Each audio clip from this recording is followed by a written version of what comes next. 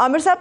अभी मैं आने से पहले स्टूडियो में मुकदमात की जांच पड़ताल कर रही थी कि कौन कौन से मुकदमात कासिम के अब्बू के ऊपर हैं, किस मुकदमात में कुरैशी साहब को पकड़ा है, असद उमर साहब के ऊपर कौन कौन सा केस डाल दिया गया है। मतलब एक गंद होता है ना, गंद पड़ गया हुआ है, कोई समझ नहीं आ रही कि आपने दाएं जाना है बाएं जाना है। मुझे लगता है हम एक अंधी गली के अंदर हैं। ये गंद पड़ गया कि काफ़ी सिनोनिम्स हैं और भी अल्फाज हैं। अब तो ऐसे चल रहा है, सियासतदानों से हम ये सीख रहे हैं। मुझे ना ये आप इसको कह लें कि सांप सीढ़ी का खेल कह लेते हैं लोग, फिर आप जिगसॉ पजल है, इतना वो गंद पड़ गया कि हमारे लिए भी बड़ा मुश्किल हो गया है। तवाइफुल मलूकी, इसके लिए मेरा सबसे बेहतरीन लफ्ज़ यही है कि तवाइफुल मलूकी इतनी है कि हमारे लिए भी इतना ज़्यादा मुकदमात हैं और इतने ज़्यादा पेचीदगियाँ आ गई हैं कि सारे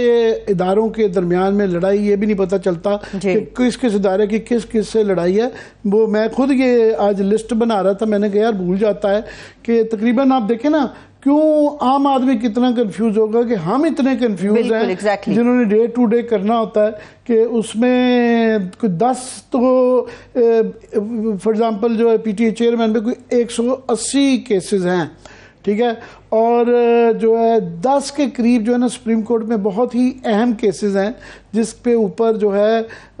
दूर रस्त ताइज होंगे, जिसके पाकिस्तान की रियासत पे, गवर्नमेंट पे, इदारों पे। तो 10 के 10 में से कुछ मुकदमात जो हैं वो उनके साल 1.5 साल हो गया, फैसले नहीं हो पा रहे।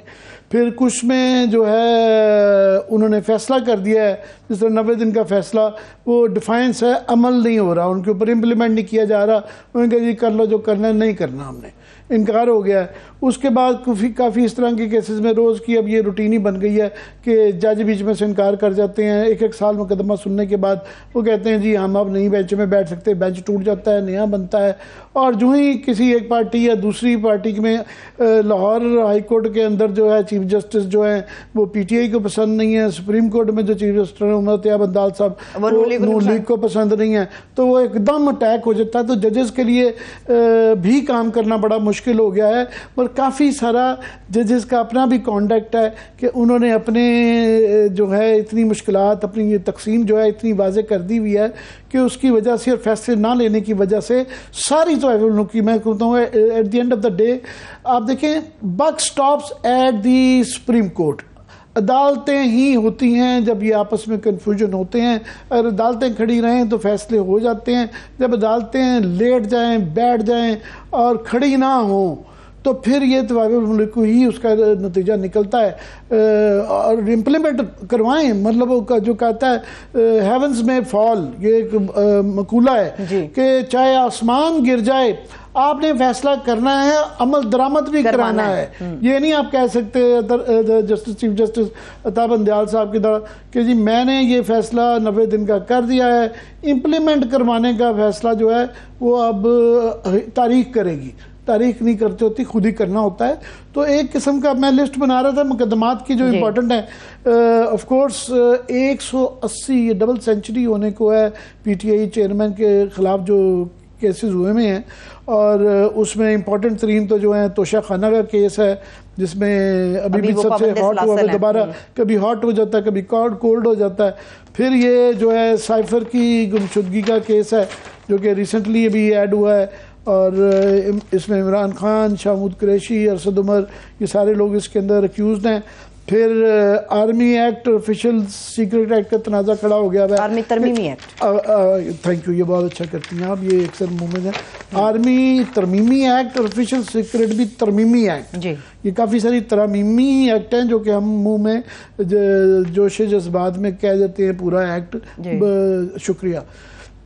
उसके बाद उसका तनाज़ा कि जनाब वो उसमें क्या सदर ने जो लिख दिया है कि जी मेरी हुक्मतुल्ली हुई है, नहीं हुई, सदर का इख्तियार था, नहीं था, सो एक कन्फ्यूजन खड़ा हो गया। उसके बाद भी एक फिर मरदमशुमारी की मंजूरी और इंतखाबात में ताख़ीर के ख़िलाफ़ जो तहरीक इंसाफ की दरख्वास्तें हैं जी कि जी ये सीसीआई में हो गया है, तो आया क्या वो मुकदम है 90 दिन के इलेक्शन के ऊपर, और उसकी वजह से इलेक्शन जो है वो 90 दिन में होंगे या 180 दिन में होंगे, अब यही नहीं पता चल रहा, इसलिए इलेक्शन का होना ही एक तनाज़ा बन गया है। फिर ऑफ कोर्स जो है 9 मई के वाक़यात का जो केसेस हैं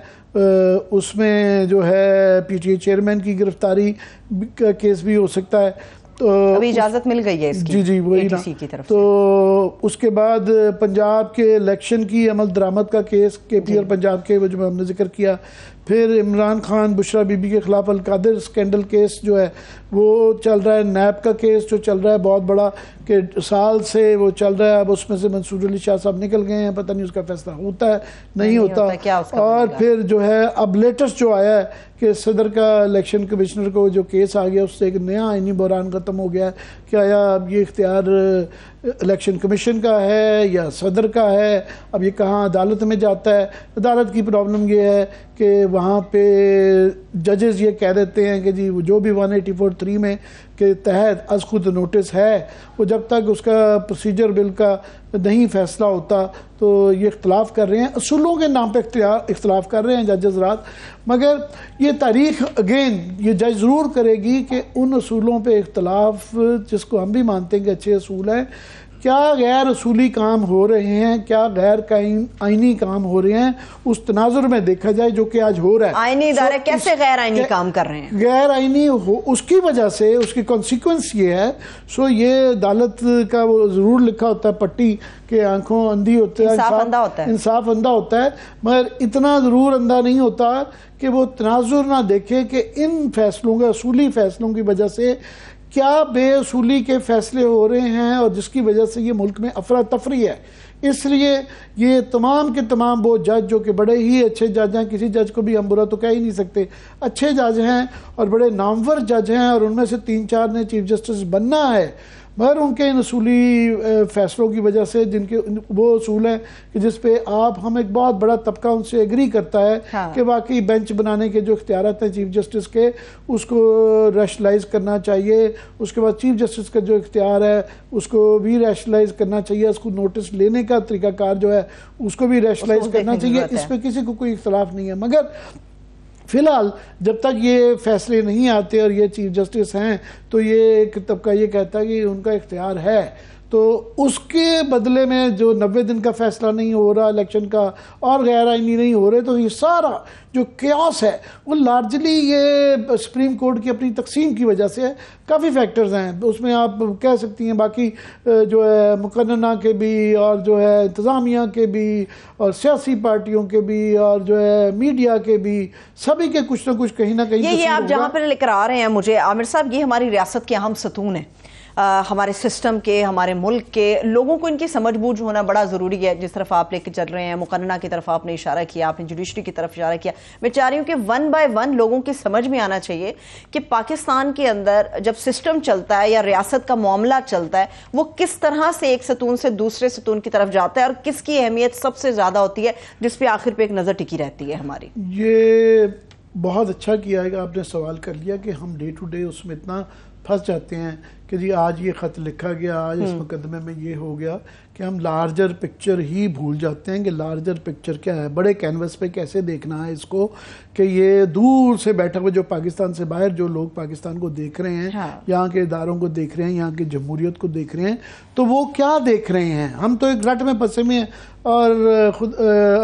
अलमिया ये है कि इतनी पोलराइज्ड सोसाइटी हो चुकी हुई है, हर एक ने अपनी दूरबीन लगाई हुई है, अपनी दूरबीन से देख रहा है, और PTI की दूरबीन है, PDM की दूरबीन है, यही जो तफरीक है वो अदालतों में भी आ गई, मीडिया में भी आ गई है क्लियरली। जिस तरह लोग कहते हैं कि जनाब हम कभी वकला ये कह देते हैं कि बेंच देख के बता देते हैं कि फैसला क्या आना है, उस तरह ही एंकर देख के भी बता देते हैं आप कि यार इनका क्या ओपिनियन होगा। कुछ दूरबीन में क्या नजर आ रहा है? मैं ये ज़रूर कहता हूँ, मैं नाक़िस सी कोशिश ज़रूर करते हैं हम कि थोड़ा सा एक इंडिपेंडेंट सा व्यू दिया जाए। कोई इंडिपेंडेंट कोई वैक्यूम में नहीं होता, इंडिपेंडेंट के अंदर ऑफ कोर्स आपके मेरे ओपिनियन आते हैं और वो पोजीशन ली जाती है, मगर एक एफर्ट किया जाता है कि दूसरे के नुक्ता नज़र को भी ज़रा समझ लिया जाए।